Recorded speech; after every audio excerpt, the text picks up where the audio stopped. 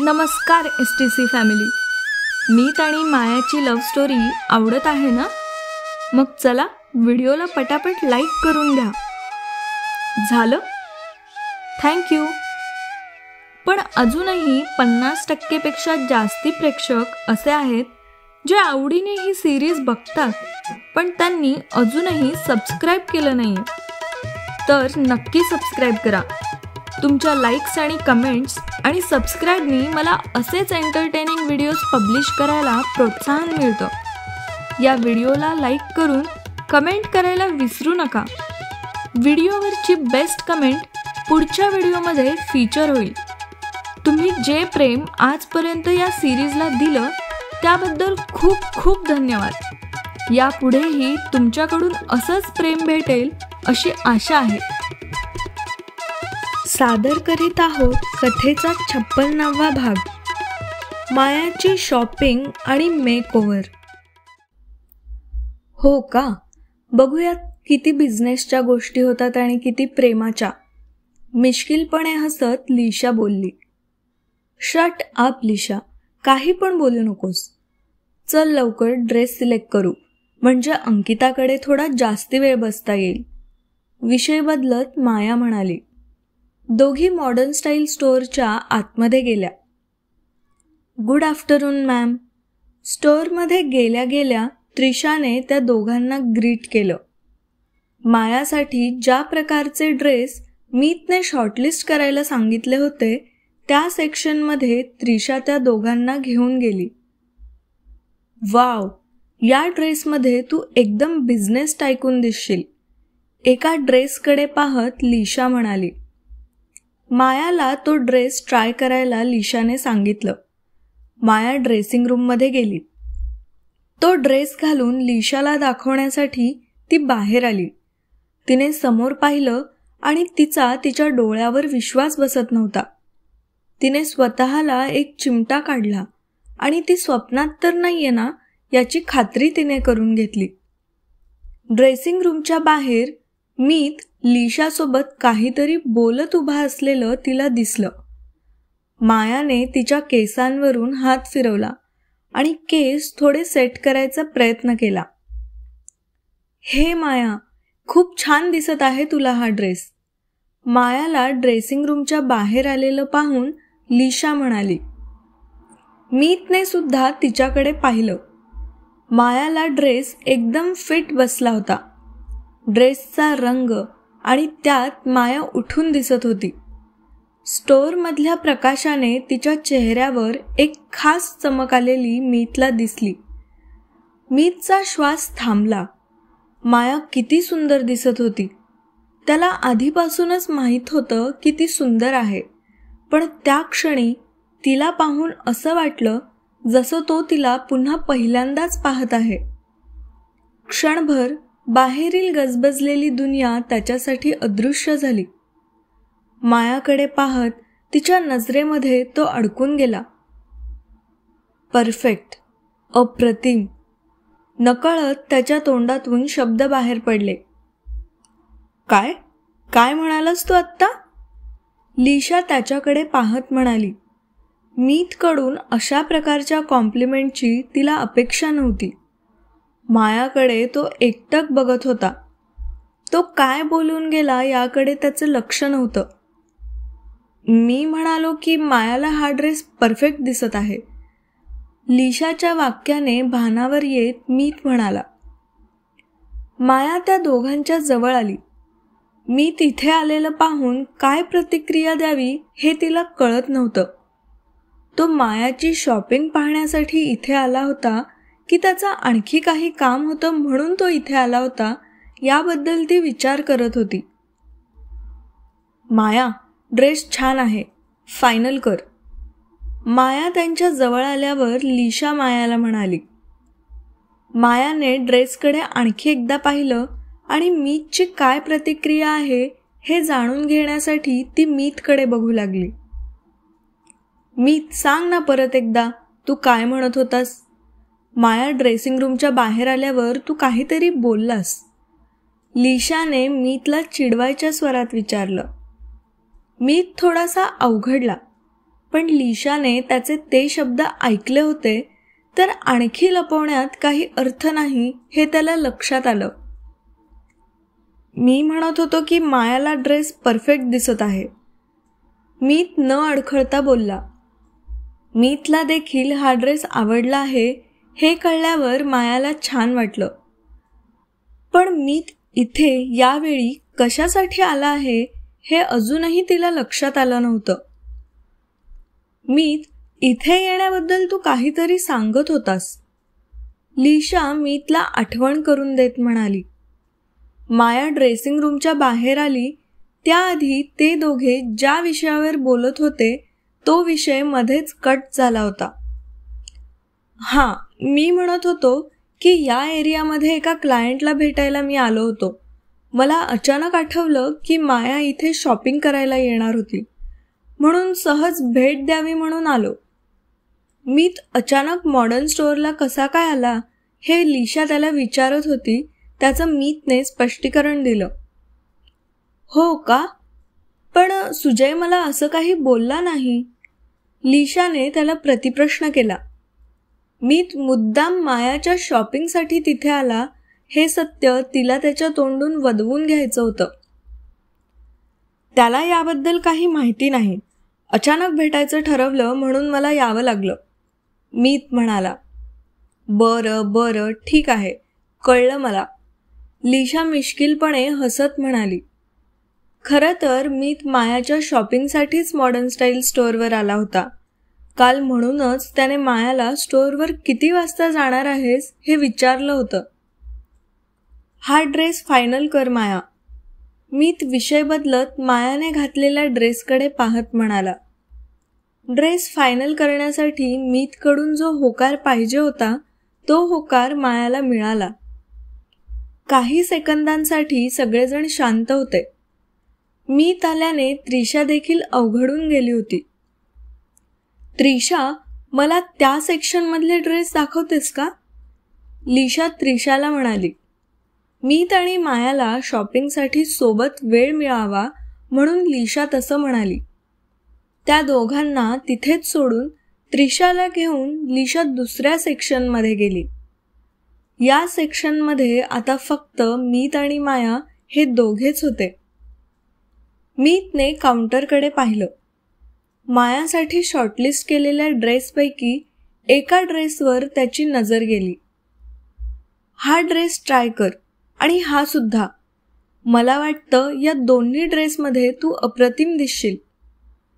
काउंटरवर ठेवलेल्या ड्रेसकडे हात करत मीत म्हणाला.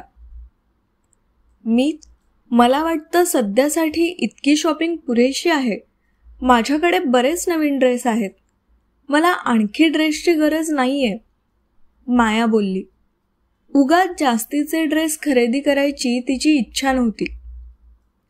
माया, तुझ्या रेस्टॉरंटच्या बिझनेसच्या कामासाठी देखील तुला हे ड्रेस लागतील. ऑफिस, बिझनेस मीटिंग्स यासाठी कामाला येतील. मला वाटतं तू हे ड्रेस घ्यावेत, मी तिला समजावत म्हणाला. सिंगापूरवरून आल्यानंतर मायाच्या रेस्टॉरंटचं काम युद्ध पातळीवर सुरू होणार होतं, तर यासाठी पूर्वतयारी म्हणून मीतने तिला आणखी 1-2 ड्रेस घेण्यासाठी आग्रह केला. मीतने सुचवलेले दोन्ही ड्रेस मायाने घालून मीतला दाखवले.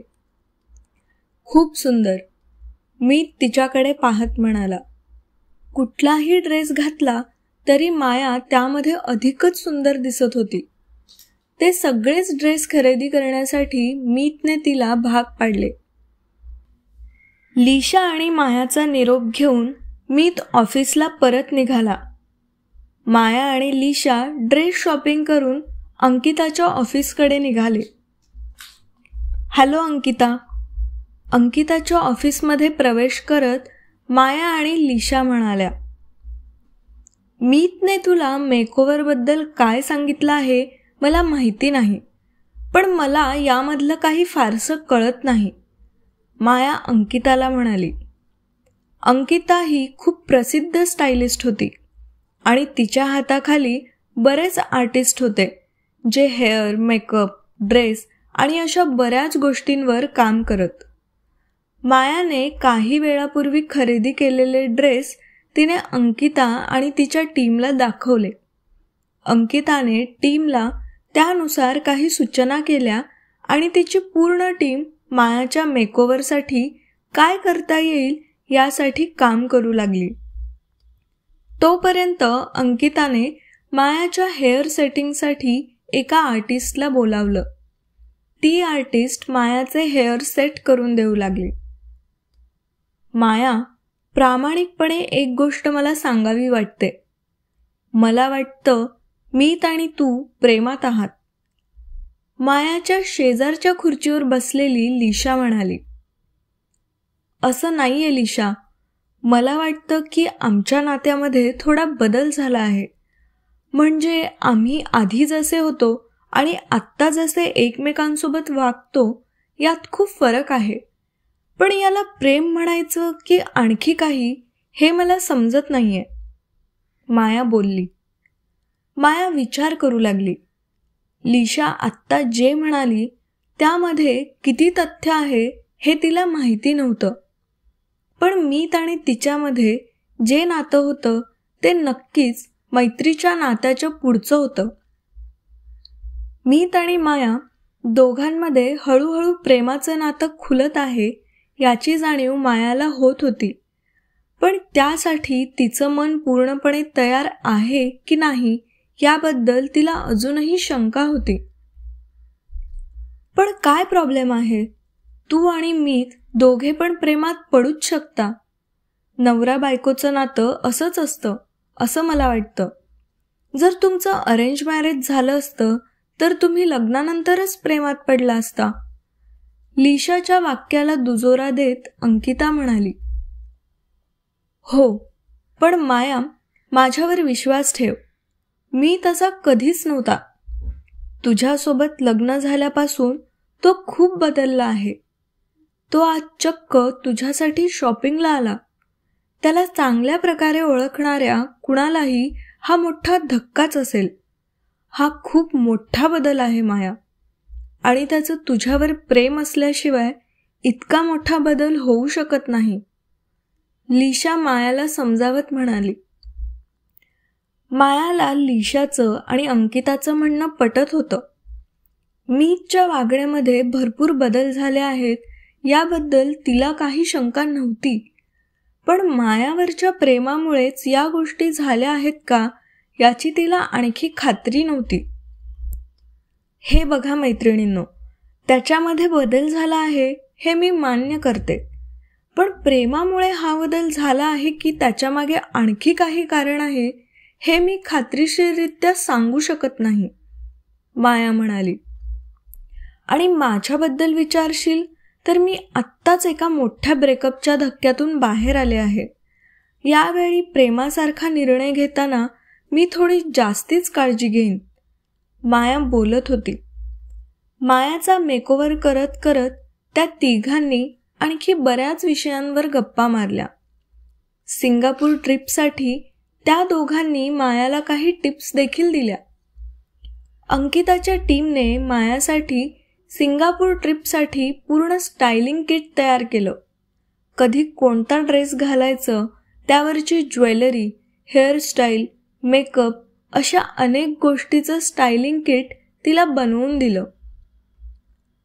सिंगापूर ट्रिप तुमच्या दोघांसाठी खूप महत्त्वाची आहे. म्हणजे तुमच्या पुढच्या पर्सनल लाईफसाठी आणि तुमच्या लग्नाच्या भवितव्यासाठी. निरोप घेत असताना लिशा मायाला म्हणाली.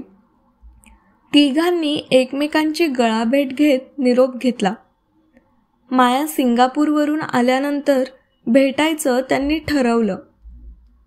आपल्या मनातील भावना बोलून दाखवण्यासाठी लिशा आणि अंकितासारख्या मैत्रिणी मायाच्या आयुष्यात आहेत याचं तिला समाधान होतं.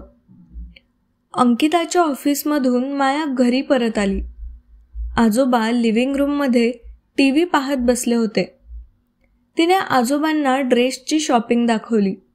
अंकिता आणि टीमने दिलेलं स्टायलिंग किट दाखवलं. ट्रिपला जाण्यासाठी ती किती उत्सुक आहे हे आजोबांना तिच्या चेहऱ्यावर दिसत होतं. हे सगळं बघून आजोबांना समाधान वाटत होतं. त्यांनी जे डोक्यामध्ये ठेवून प्लॅन बनवला होता ते बरोबर मार्गावर आहे हे त्यांना जाणवलं. माया बेडरूममध्ये आली. बॅग आवरायचं तिने ठरवलं. ट्रिपसाठी घेऊन जायच्या सगळ्या गोष्टी तिने बेडवर काढून ठेवायला सुरुवात केली. मीत ऑफिसवरून घरी आला. कपाटासमोर थांबून माया काहीतरी करत होती. बेडवर त्याची नजर गेली. संपूर्ण बेडवर मायाने सिंगापूरच्या बॅग पॅकिंगसाठी काढून ठेवलेल्या गोष्टी त्याला दिसल्या. माया, आपल्याला 1-2 दिवसांसाठीच जायचं आहे. तिकडेच कायमचं सेटल व्हायचं नाहीये. बेडरूममध्ये येत मीत हसत म्हणाला. यातल्या बऱ्याच गोष्टी मला अंकिता आणि टीमने दिल्या आहेत.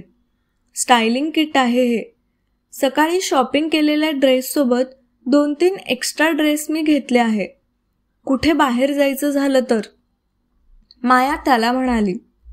मीतला हसू येत होतं. माया खरंच किती भोळी आहे आणि बिझनेस ट्रिपला जात आहे तर एक्स्ट्रा ड्रेस घेऊन काय घेऊन जायचं याबद्दल त्याला हसू येत होतं. कुठे बाहेर जायला वेळ देखील मिळणार नाही असं मला वाटतंय. मीतला अजूनही हसू येत होतं. ठीक आहे, असू देत. मला अशीच सवय आहे. थोडं एक्स्ट्रा घेऊन जाते मी कुठे गेलो तर, माया स्मितहास्य करत म्हणाली. रात्री डिनरनंतर मीतने देखील त्याची बॅग भरली. लागतील तेवढेच कपडे त्याने घेतले. 1-2 दिवसांचा तर प्रश्न आहे. बॅग भरताना मीत मायाला म्हणाला, तू माझ्यासाठी इतकी खरेदी केली, थँक्यू. मायाने त्याचे आभार मानले. आपल्याला किती वाजता निघायचं आहे? तिकीट्सबद्दल माझं विचारायचं राहून गेलं. मायाने मीतला विचारलं. आपल्याला पहाटे 4 वाजता निघावं लागेल, मीत म्हणाला. पहाटे 4 वाजता दोघे घरातून बाहेर पडले. 4:30 वाजेपर्यंत ते एअरपोर्टवर पोहोचले. एअरपोर्टच्या बाहेर 2-3 न्यूज रिपोर्टर्सनी त्या दोघांचे फोटोज काढले. माया याआधी एअरपोर्टला गेली नव्हती. तिचा हा पहिलाच विमान प्रवास होता. एअरपोर्टवरची ती झगमगाट पाहून तिचे डोळे दिपून गेले. आजपर्यंत फक्त तिने टीव्ही, इंटरनेटवर एअरपोर्ट पाहिलं होतं, पण जे ती प्रत्यक्षात पाहत होती ती त्याहूनही अधिक विहंगमय असं तिथलं दृश्य होतं. एअरपोर्टच्या एंट्रन्सवर त्यांची चेकिंग झाली. मीतने मायाला त्याच्या पाठीमागे यायला सांगितलं. मीतच्या पाठोपाठ चालत असताना ती आजूबाजूला देखील पाहत होती, पण तरी मीत तिच्या नजरेआड होणार नाही याची काळजी ती घेत होती. तिला एअरपोर्टवर हरवायचं नव्हतं. जर चुकून ती हरवली आणि ही न्यूज बाहेर आली तर राजाध्यक्षांची बदनामी होईल असं तिला वाटलं. बाकी पॅसेंजर्स जिकडे जात होते त्या दिशेने न जाता मीत दुसरीकडेच जात होता. मीत कुठे घेऊन जात आहे हे तिला लक्षात येत नव्हतं. मीत वेटिंग रूमकडे जात होता. मायाने वेटिंग रूमच्या बाहेरची पाटी पाहिली. VIP waiting room. Good morning mister Rajadhyaksha. बऱ्याच दिवसानंतर तुम्ही ट्रॅव्हल करत आहात. गेल्या 2-3 महिन्यामध्ये तुम्ही एअर ट्रॅव्हल केलं नाही. वेटिंग रूममध्ये प्रवेश केल्यावर त्यांची वाट पाहत थांबलेला एक व्यक्ती त्यांना म्हणाला. त्याचं नाव जॅक असलेलं त्याच्या कोटाच्या बॅजवर लिहिलेलं मायाला दिसलं. फ्लाईट रेडी आहे? त्याच्या या वाक्याला काही प्रतिक्रिया न देत मीतने विचारलं. Yes mister Rajadhyaksha, flight ready आहे. आत्ताच फ्युएल भरून झालं आहे आणि काही वेळातच आपण टेक ऑफ करू, त्याने उत्तर दिलं. तोपर्यंत तुम्ही वेटिंग रूममध्ये बसून घ्या, जॅक पुढे म्हणाला. मीत आणि माया वेटिंग रूममधल्या सोफ्यावर बसले. इतक्या मोठ्या वेटिंग रूममध्ये केवळ 3-4 लोकच होते. कदाचित ते देखील त्यांच्या फ्लाईटचा वेट करत असावेत असं मायाला वाटलं. त्यांचे चेहरे मायाला ओळखीचे वाटत होते. समीक्षा राऊतच्या पार्टीमध्ये त्यांना मायाने पाहिलं होतं. मायाने आजूबाजूला नजर फिरवली. एखाद्या घरामध्ये नसतील तेवढ्या गोष्टी त्या रूममध्ये होत्या. 3 सोफे, 15-20 आरामदायी खुर्च्या, 4 single beds, 5-6 tables, snacks counter, drinks counter, meal counter, coffee चहा मशीन, टीव्ही, वेंडिंग मशीन आणि बऱ्याच गोष्टी. प्रत्येक ठिकाणी एअरपोर्टचा स्टाफ थांबला होता. वेटिंग रूममध्ये पॅसेंजर्स 3-4 होते, पण staff members 15-20. Good morning mister Rajadhyaksha. Airport स्टाफपैकी एक मुलगी मीत जवळ येत म्हणाली. मीत सोफ्यावरील टेबलवर ठेवलेला न्यूजपेपर वाचत होता. तुम्हाला काही पाहिजे का? स्नॅक, ड्रिंक्स, कॉफी किंवा अजून काही? तिने विचारलं. मला सध्या काही नको आहे. फक्त 1 ग्लास पाणी घेऊन ये प्लीज.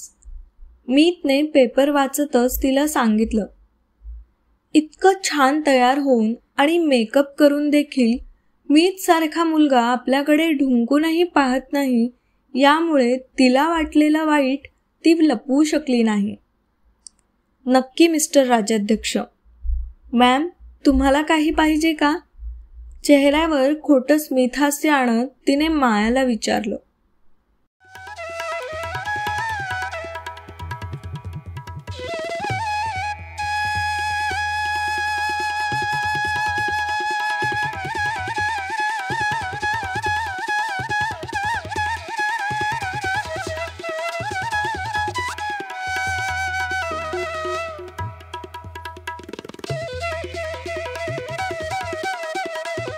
आमची ही गोष्ट तुम्हाला कशी वाटली ते आम्हाला कमेंटद्वारे अवश्य कळवा.